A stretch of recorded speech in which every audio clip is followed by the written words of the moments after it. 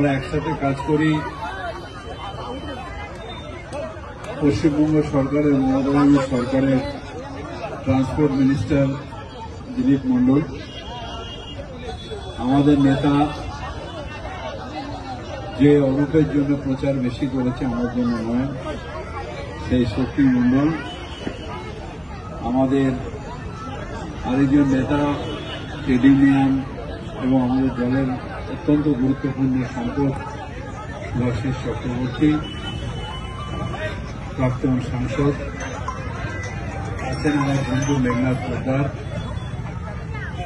আছেন, আমাদের সন্দীপন বেহালা নতুন দলের আমাদের বিভিন্ন কোলেরা এখানে আছেন, মহারাজজি আছেন, আর সব থেকে দুষ্টু যে ছেলেটা, তার নাম আনোয়ার খান, এই 80 নম্বর ওয়ার্ডের কাউন্সিলর। আসলে এখানে একমাত্র লক্ষ্মী পূজা খুব বড় করে হয়, ব্যবসায় বসত লক্ষ্মী। আমিও যখন করোনার পিরিয়ডে আমাদের অনেক মানুষের জন্য খাবার রেডি করতে হতো, তখন এই বাজার থেকে শের দরে প্রায় 1/3 করে দাম, এখানে পাল্লা হিসেবে আমরা আমার সিকিউরিটিদের পাঠিয়ে মাল নিয়ে যেতাম। প্রচুর টাকা সেভ হয়েছে। আপনারা খুব নিষ্ঠা ধরে লক্ষ্মী পুজো করেন। আর সব থেকে বড় কথা হচ্ছে, সব ধর্মের মানুষ, যেরকম বাংলার দুর্গাপুজো নিশ্চিতভাবে একটা ধর্মীয় অনুষ্ঠান, কিন্তু আমরা সবাই সব ধর্মের মানুষ অনুষ্ঠানে নিশ্চিতভাবে ধর্ম আচরণে অনুষ্ঠানে আমরা থাকি।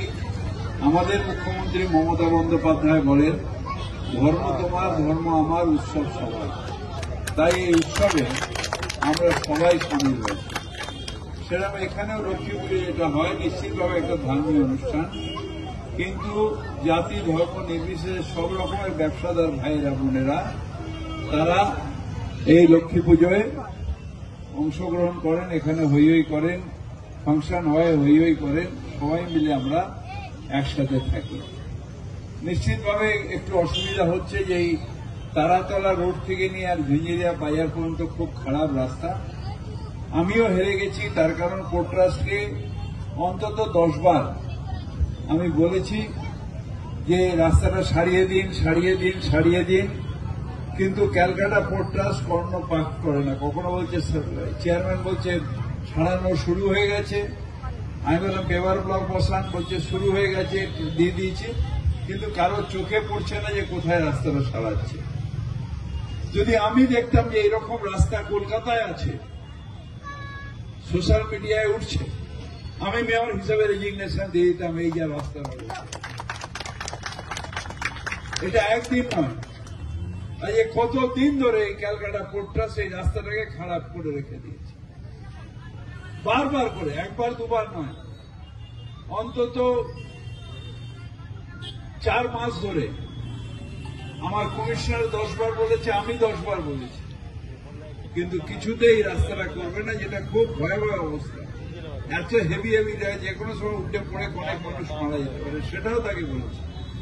আমি চেয়ারম্যানকে বলেছি, আপনি মাঝেরহাট ব্রিজের নিচে থাকেন, উঠে একবার রাউন্ড করে দেখুন কি অবস্থা হয়ে গেছে রাস্তা। কি বলবো, সেন্ট্রাল গভর্নমেন্ট যা ইচ্ছে তাই করতে পারে। আমরা করলে অনেক টিভি আলাদা সব হই হই করে। দুটো রাস্তায় গর্ত থাকলে কলকাতার দুটো কোনায় নর্দমায় থাকলে গল জমে যাচ্ছে, হয়তো সেন্ট্রাল গভর্নমেন্টের কিছু বলে না, তার কারণ তাদের টাকা দিয়ে টিভিগুলোকে চলে। তাই টাকার জন্য আগে ছিল pen is mightier than sword, এখন হয়ে গেছে money is mightier than pen. টাকার থেকে ওই কলম সব বিক্রি হয়ে গেছে। নচিকেতার সেই গান আছে না, কলম বিক্রি হয়ে যায়, সত্যি সত্যি হয়ে গেছে। সব কটা যতগুলো মিডিয়া আছে, যতগুলো কাগজ আছে, সব বিক্রি হয়ে গেছে। খবর, সত্যিকারের খবর আজকে এক্ষুনি মুখ্যমন্ত্রী প্রচন্ড টেনশনে রয়েছেন। প্রায় 1.5 লক্ষ কিউসেক জল আজকে রাত্রিরে ছেড়ে দিচ্ছে। 65 বলেছে, 1.5 লক্ষ ছাড়ছে। সারা বাংলা ভেসে যাবে। উৎসবের মরশুমে এইরকম অত্যাচার হচ্ছে।